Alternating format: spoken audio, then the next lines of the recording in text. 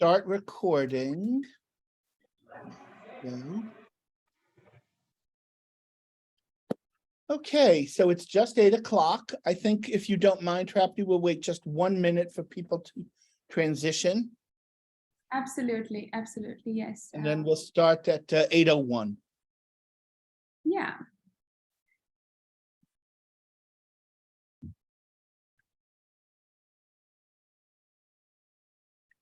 Hi, Adi. Hi, Ms. Trivedi.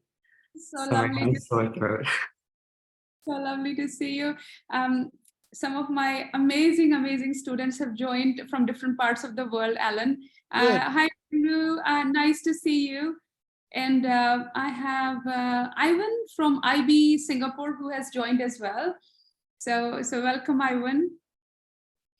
Hi, Trapti. Hello. I also see one or two of our former students from the Bangkok program. Maybe you recognize some of those students from your time in the program. Sorry, Ellen. I see Kim over there. Hi, Kim. Kim, of course. And Hema, I think, was part of our program, but I'm not sure now because I don't see a last name. Okay. Sorry, I'm Hema here. I am Trapti's friend. Okay, good. Okay, so I think we should start now. Yes. Thank you, Hema. Yeah. Hi, welcome. Okay, so welcome everyone. Welcome TCNJ people. Welcome international educators. Welcome friends of Trapti. Welcome colleagues and family. Thank you all for coming to our session. When Trapti and I were putting this session together, we went through many different titles.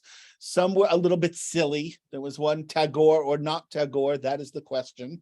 But we thought that was a little too silly. And we came up with the one we have for this session, which is about the timeless inspiration that he offers. But really what it should be called is a love letter to Rabindranath Tagore and how he has influenced our thinking and our teaching. And so I want to start off by introducing ourselves first, just for a moment, and then I'll tell you how this session came together. So Trapti, would you like to introduce yourself? Yeah, thank you so much, Alan. Firstly, thanks, Alan, for this beautiful opportunity to co-present. I've done my master's years ago with you, and it's so lovely to work again with you. My name is Trapti, and I'm from India. I work in one of the most amazing schools in the world, Overseas Family School, and I teach IB Diploma, Biology, ESS, and I'm also the Diploma Extended Essay Coordinator in my school. I would warmly welcome my family, my close friends, my lovely colleagues, my students, and everyone over here. A very warm welcome. So excited. Over to you, Alan. So I'm Alan Amtzis. I work at the College of New Jersey. I'm the director of a master's program in instruction for working K-12 teachers, and it is built around reflective practice and creativity development for teachers, which is perfect for our theme today. And I also teach in our international, our global program. When we pre-COVID, when we were face-to-face, I taught for the last 15 or 16 years in Bangkok and elsewhere around the world. And now I teach on Zoom with all of you. So a word about how this all came together. But before I do, I'm going to ask one tiny favor of all of you. If you're familiar with Zoom and you know how to use the chat feature, I would appreciate it. TCNJ would like it if you would open the chat, put your name in and your email address. We'd like to sort of keep a record of who attended this session. If you don't know how to use Zoom, you'll see at the bottom if you move your cursor into the screen, you'll see there's a little sort of rectangular thing that says chat. Just click on it and it'll open a chat space and you can enter your name and your email address. So thank you very much. So this all started about 15 years ago. I was teaching a course then that I don't teach anymore called Advanced Trends in Education. And it was a bit of a collage, lots of different parts to it. My favorite part to it was the section on trends in curriculum, which has now sort of expanded and become the curriculum course I teach now. But I was concerned even back then that my curriculum for that course was very, American centric. It really was focused on American innovations, American trends. And one day, I don't even think it was at the end of a class, I think it was on a lunch break, Trapti came up to me and said, "Are you familiar with the work of Rabindranath Tagore?" And I'd never even heard his name. And I said, "No." And all she said was, "I think you'd be very interested. You might want to look him up." And that was all she said. And she was right. So I take my students' suggestions very serious. I think the most important skill a teacher can have is listening to your students. So I did a little work and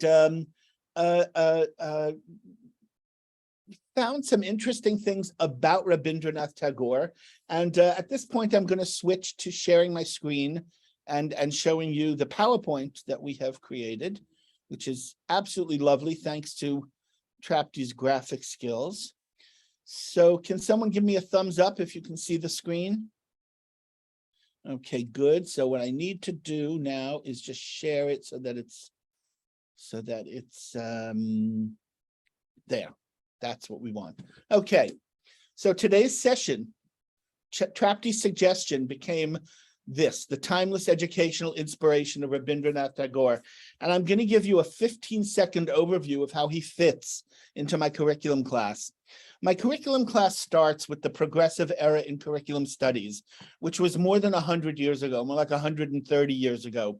And the progressive era is basically that period when educators realize that children matter, that those warm bodies in the room are dynamic thinkers who interpret and make meaning and have interests. And it really is, progressive education is marked by two important things. The idea that firsthand experience, that you don't just learn from books, but you learn from the world around you and the world inside you. And that there's more than one truth, that there are multiple perspectives, and that it enriches your education to look at multiple perspectives. In the United States, all of that is invested in John Dewey, who's sort of a figurehead for progressive education in the United States. But at the same exact time, in Italy, Maria Montessori, who was the first woman doctorate in Italy, was starting her Casa di Bambini, her house of babies, and was doing the same thing and developing a program that is now known the world over as the Montessori method. She was working at the same time as John Dewey. And also in India was Rabindranath Tagore, and you're going to hear a lot more about him from both Trapti and I in a minute, who was, among many things, an Indian educator, but he was also a playwright, a poet, a spiritual philosopher. And all three of them, in addition to other people, were working on the same idea at the same time. I have no idea if they ever met each other and ever talked to each other.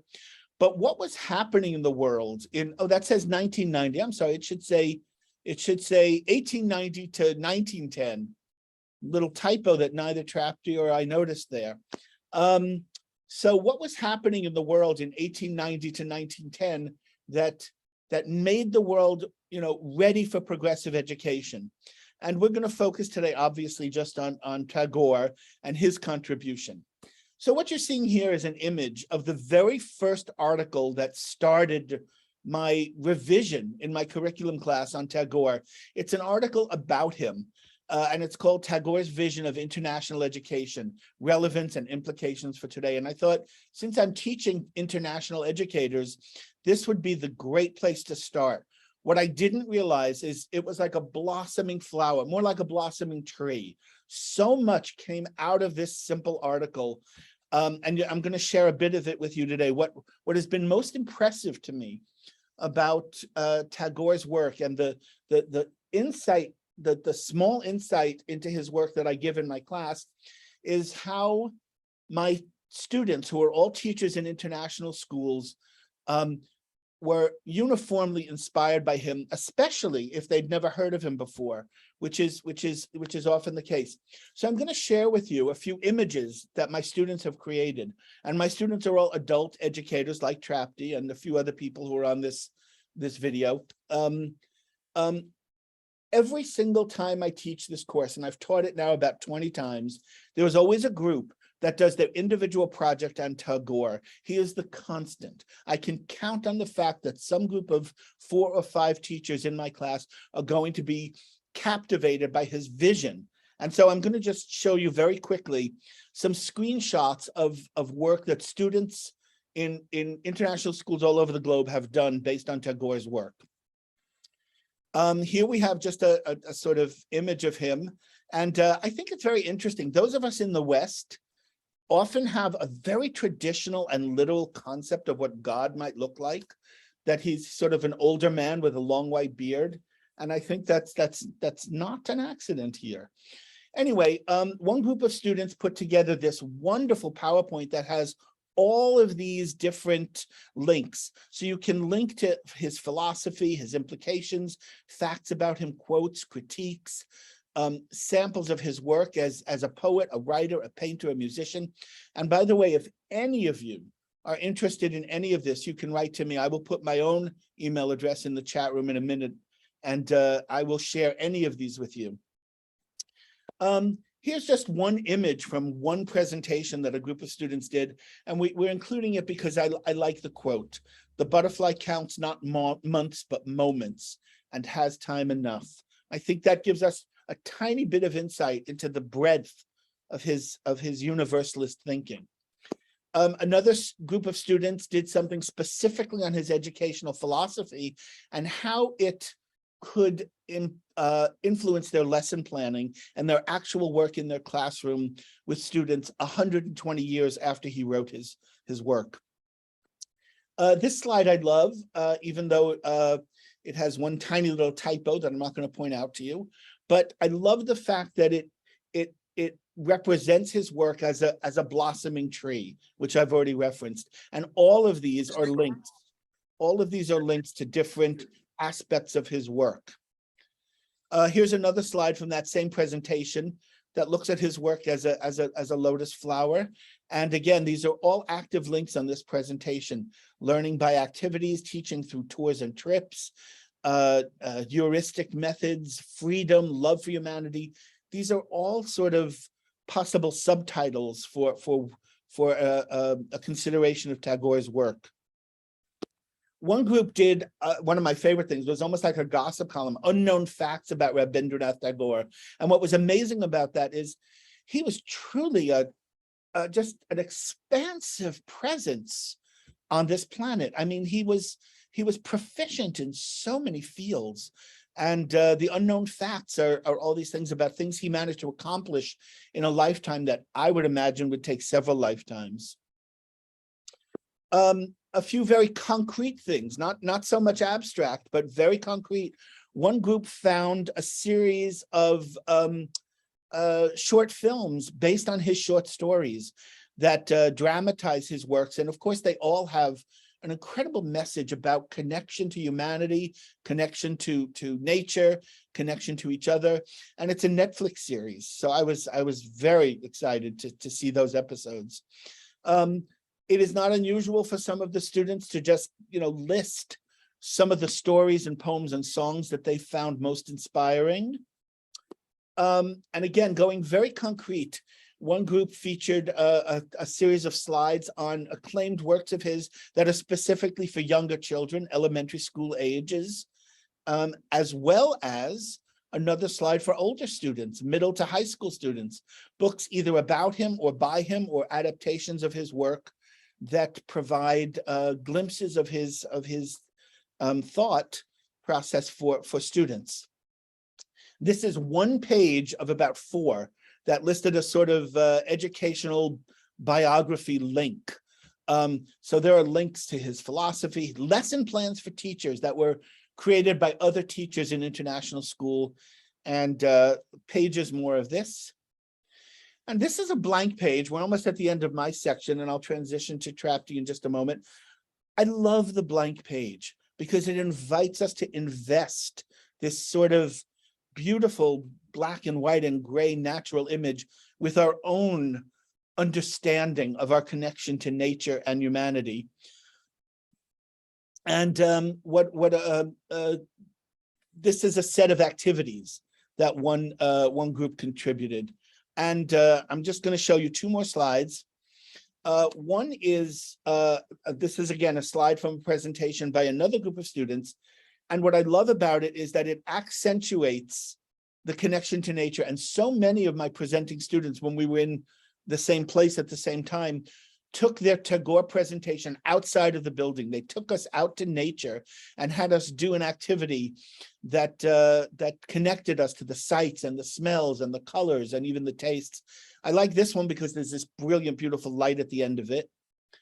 And I think that's about it for me. So I'm going to stop sharing and let Trapti take over. But I hope that what I've done is I've conveyed to you the expansiveness of the inspiration that my students have found.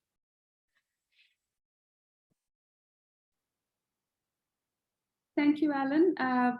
I myself found the slides very inspiring, and I think your students have done phenomenal work. It was amazing to see the diverse work. So many things I actually didn't know, so I learned from those slides. Hello, everyone. I will be talking a bit more about Rabindranath Tagore. Alan, you have spoken a lot about the prolific work that Tagore has done in many fields. Now, Rabindranath Tagore was the first and only Asian to win Nobel Prize in Literature in 1930 for Gitanjali. So Gitanjali actually means song offerings. And W.B. Yeats, who gave the introduction for this, actually wrote, "I read Rabindranath Tagore every day. To read one line of him is to forget all the troubles of the world." You can see this region that I have marked as red in the map. That's the region actually where Rabindranath Tagore came from, which is West Bengal. And I come from a region which is actually quite far, diagonally opposite. So he comes from east and I come from west. So I don't know how to speak Bangla. And, in giving this presentation, I have actually been learning Bangla, and it has been quite a journey. Tagore was a music composer who wrote more than 2,200 songs. In fact, he has established a genre of music which most Indians are familiar with, which is Rabindra Sangeet. He is the only person in the world to write national anthem of two countries, which is India and Bangladesh.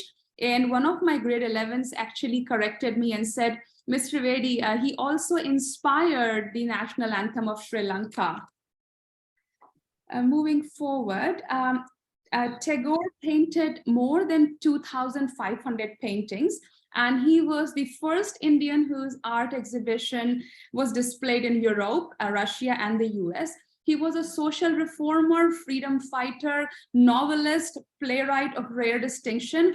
Some of us who are from Indian origin might have heard about his famous story, Kabuliwala. I would highly recommend everyone to actually search it and read it. And multiple movies have been made on that. So Tagore is really, really amazing. His work is amazing. He is definitely a polymath. Moving forward, Tagore, even in that era, had traveled to 34 countries, even though it was quite difficult to travel during those times. He met many of the prominent personalities of that time, including Einstein, and Tagore did meet him 4 times, and he said that there was none of the intellectual aloofness he saw in Einstein that people actually claim.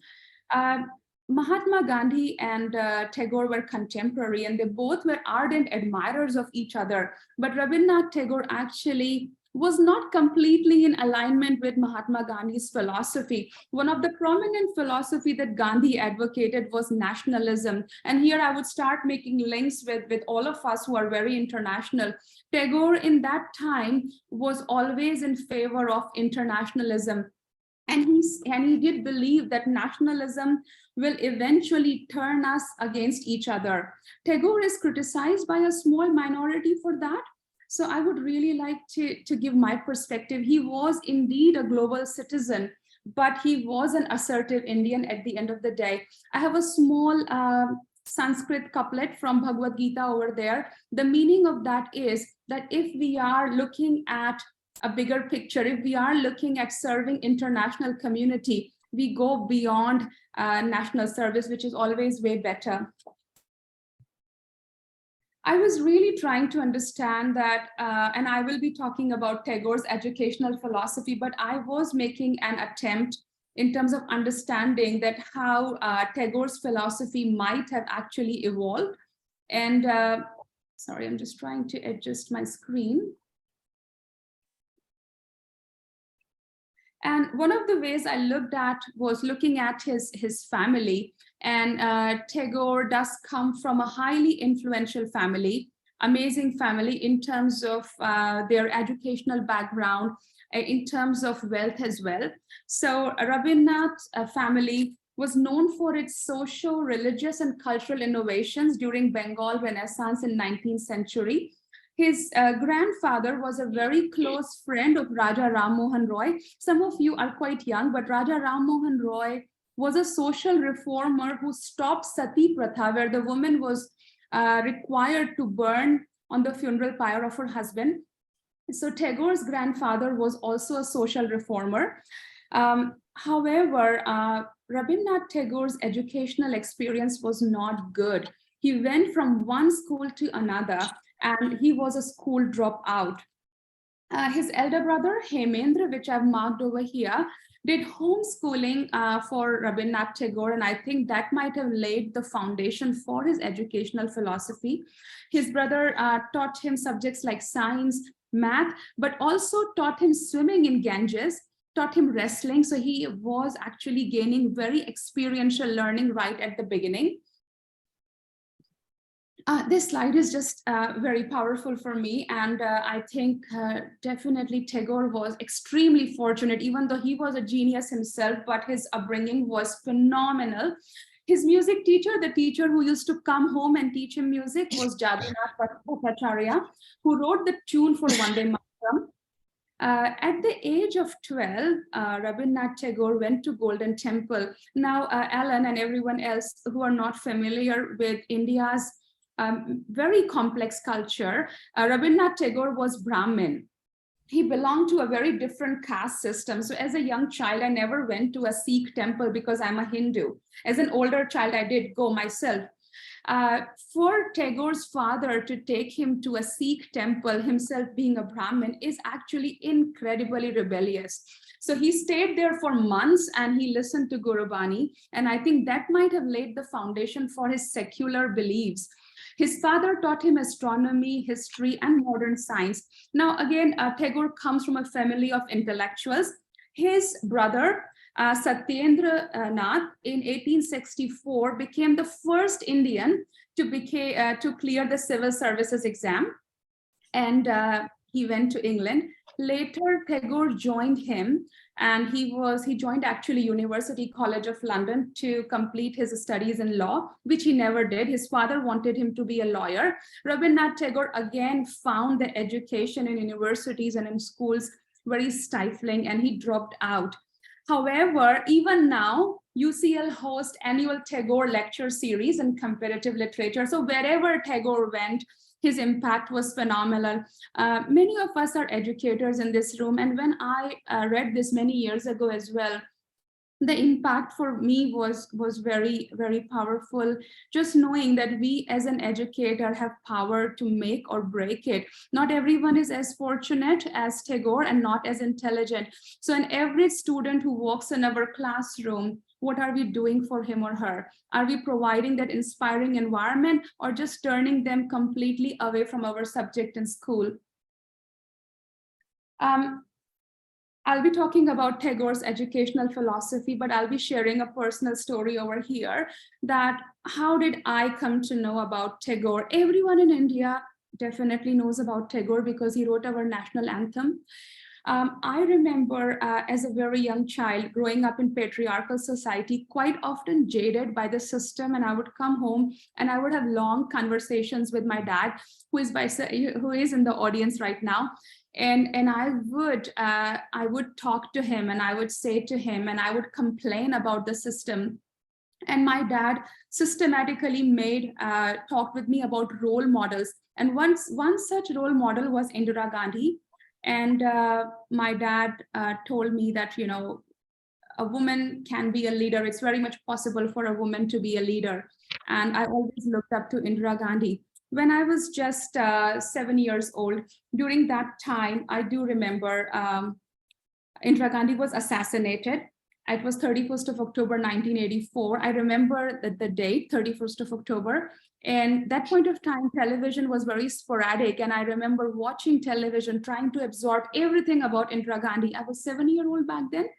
And one clip, which I can still very vividly see in my eyes, is I saw Indira Gandhi in Shantiniketan, the school that Tagore started.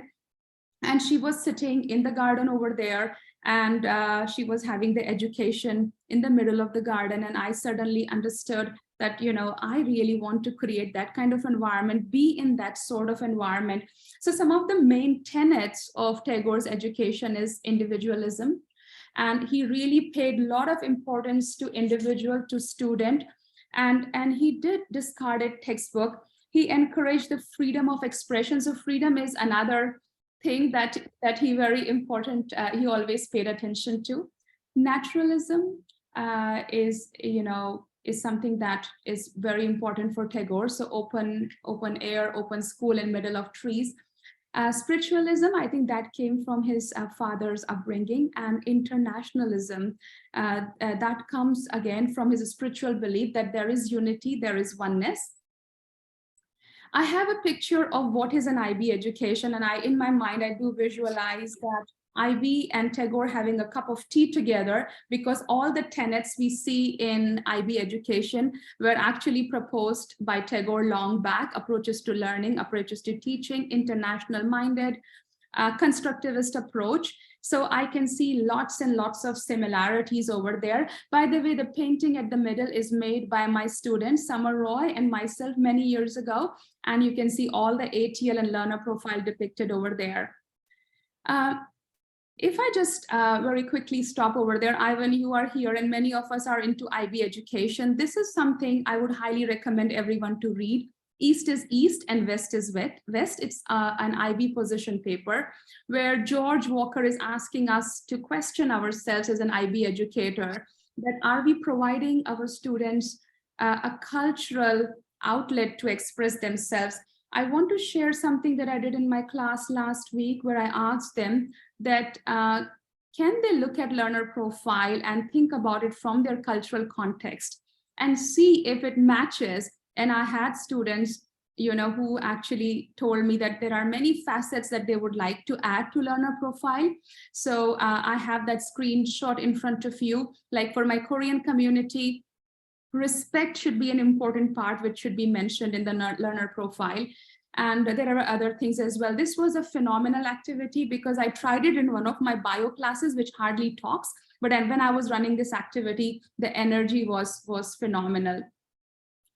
I have some of the quotes from my staff and from my students. When I was talking about Tagore, one of the staff members shared a book on Rabindranath Tagore that his father gave him, and other comments that you can see on the screen. Now, Tagore himself moved to art at the age of 63 because he thought that his poem will be forgotten, would not be contemporary. As all of us know, he was totally wrong. We are still going to talk about his poetry. So over to you, Alan. Actually, why don't you yes, you keep the PowerPoint going. So yeah. We thought we'd end this session. We have about 3 minutes with you hearing his actual words and the spirit of his voice. This is a short poem of his that I discovered recently because a friend of mine lost her mother and she wanted to find a poem about death that didn't diminish death. One of the frustrating things about expressing loss is how, can you go back up to that slide? Back up, yeah. And this is one of the only poems about death I know that doesn't diminish it, but really acknowledges the aspect of it. I'm sorry? Hello?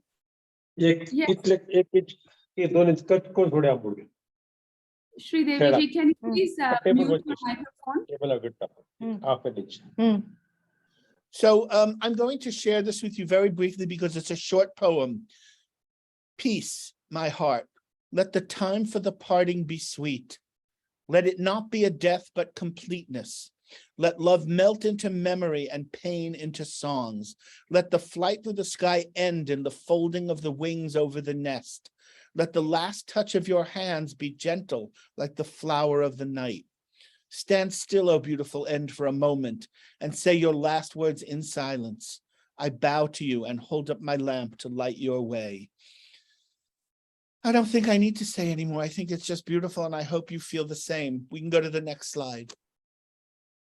I'm not going to read this poem because we're at the end of our time just about, and I want to give Trapti a few minutes to share something in his language, but this is one of his more famous poems in English. He wrote it 120 years ago, imagining what people might know of him 100 years from now, and what people 100 years from now might think back. And it's just a very beautiful poem about what is our resonance, what is our legacy.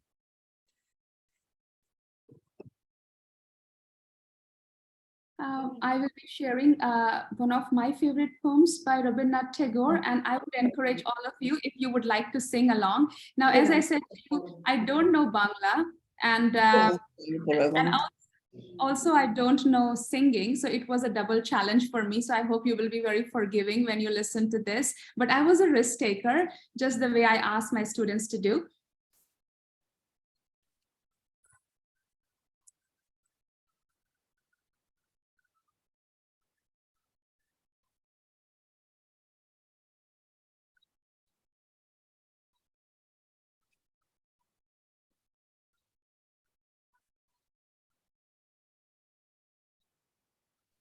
Trapti, there is no voice.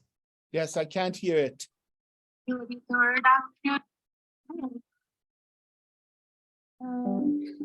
There. Alan, you can't hear it? I could not hear it, no.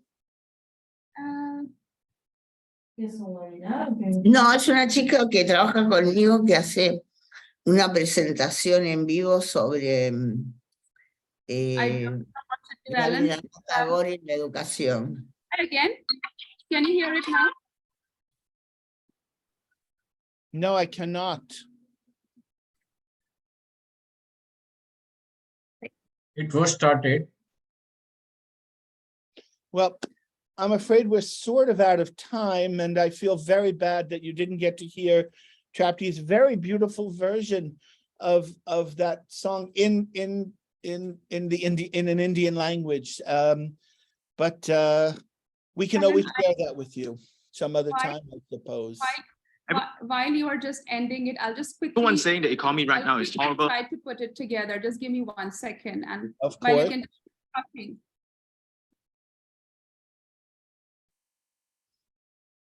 Alan, you can go ahead. Oh, terrible.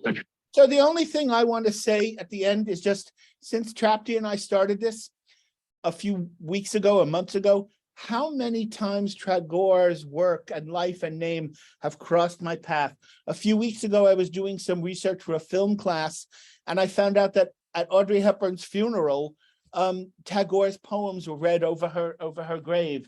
And about 3 weeks ago, a good friend of mine gave me this book written by an Indian-American author, Jai Chakrabarti, and it's about people in Poland doing a production of Tagore's work, a play of his. And she said, I wonder if you've ever heard of him. And I thought, this is amazing, how often things manifest. So that's all I really want to say. And Trapti, if you want to put the link to this video in the chat, then people can access it later on their own. Yeah, Alan, just see if we can hear it now. Almost.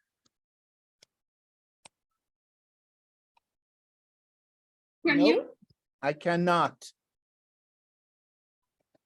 What about others? Can you guys hear it? No, we can't. No, okay. It's not meant to be. Well, not meant to be right now, but I would love it if you would put the link into the chat and then people could listen. I will do that. I'll do that, Ellen. And do you want me to just show them the QR code that Yes. we have? Show them the QR code and then we have to say goodbye. Yeah. Can you see my screen, Ellen? You're not sharing it at the moment. Okay, just give me a second. There you go. The joys of Yes. virtual. Yes. All right, there we go.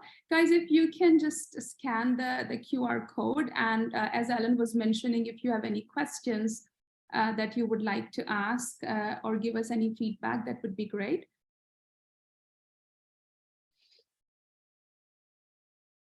Okay, so we're going to release you. We went a few minutes over. We apologize, but we got carried away with our romance with Tagore, and we hope you appreciated it. And thank you all for coming.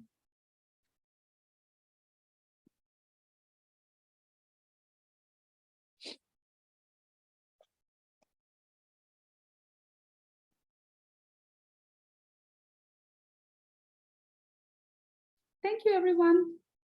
Thank you. Thank you. Thank you, Adi. Thank you, Sharmishta. Thank you, Thank you. everyone. Bye bye, all of you. Namaste.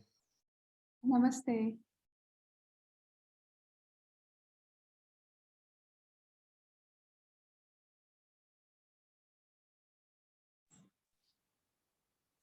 Thank you, Trapti. It was wonderful. Thank you so much.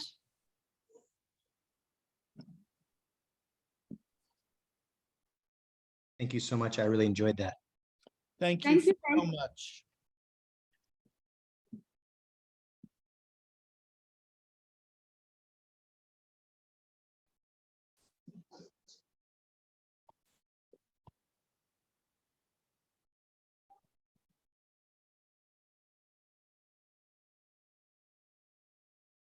All right. Okay, Trapti, I'm going to close the session now, and I'll talk to you later today or tomorrow or something just to say hello. Yeah, sounds good. Thank Okay. you, Alan. Thank you, Thank everyone. you, for- everyone.